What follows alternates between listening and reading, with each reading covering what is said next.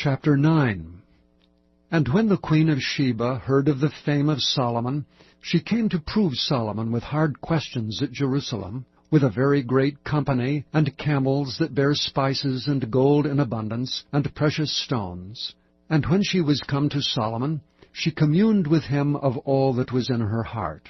And Solomon told her all her questions, and there was nothing hid from Solomon which he told her not.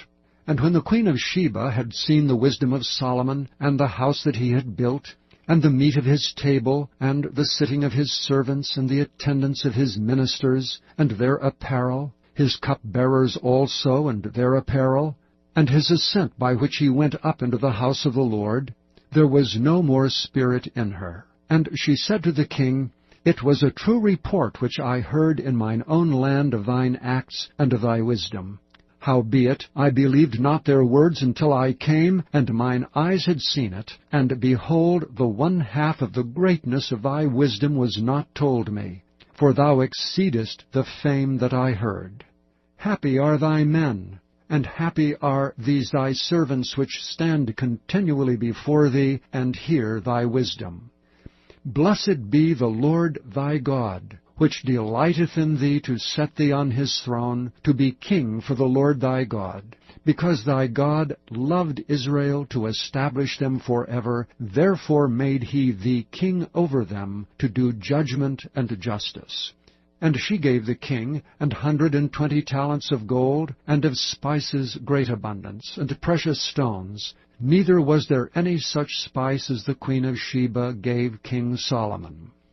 And the servants also of Huram, and the servants of Solomon, which brought gold from Ophir, brought algum trees and precious stones. And the king made of the algum trees terraces to the house of the Lord, and to the king's palace, and harps and psalteries for singers. And there was none such seen before in the land of Judah. And King Solomon gave to the queen of Sheba all her desire, whatsoever she asked beside that which she had brought unto the king. So she turned, and went away to her own land, she and her servants. Now the weight of gold that came to Solomon in 1 year was 666 talents of gold, beside that which chapmen and merchants brought, and all the kings of Arabia, and governors of the country brought gold and silver to Solomon. And King Solomon made 200 targets of beaten gold. 600 shekels of beaten gold went to one target.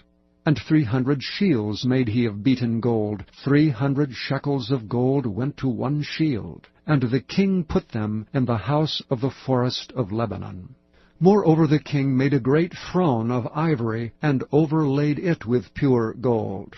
And there were 6 steps to the throne, with a footstool of gold, which were fastened to the throne, and stays on each side of the sitting place, and 2 lions standing by the stays. And 12 lions stood there on the one side, and on the other upon the 6 steps.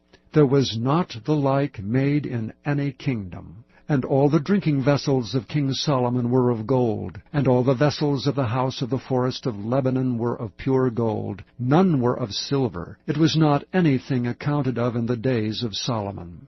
For the king's ships went to Tarshish, with the servants of Huram. Every 3 years once came the ships of Tarshish, bringing gold and silver, ivory and apes and peacocks. And King Solomon passed all the kings of the earth in riches and wisdom. And all the kings of the earth sought the presence of Solomon, to hear his wisdom that God had put in his heart. And they brought every man his present, vessels of silver, and vessels of gold, and raiment, harness, and spices, horses and mules, a rate year by year. And Solomon had 4,000 stalls for horses and chariots, and 12,000 horsemen, whom he bestowed in the chariot cities, and with the king at Jerusalem. And he reigned over all the kings from the river even unto the land of the Philistines, and to the border of Egypt. And the king made silver in Jerusalem as stones, and cedar trees made he as the sycamore trees that are in the low plains in abundance. And they brought unto Solomon horses out of Egypt, and out of all lands. Now the rest of the acts of Solomon, first and last, are they not written in the book of Nathan the prophet, and in the prophecy of Ahijah the Shilonite, and in the visions of Iddo the seer against Jeroboam the son of Nebat? And Solomon reigned in Jerusalem over all Israel 40 years. And Solomon slept with his fathers, and he was buried in the city of David his father, and Rehoboam his son reigned in his stead.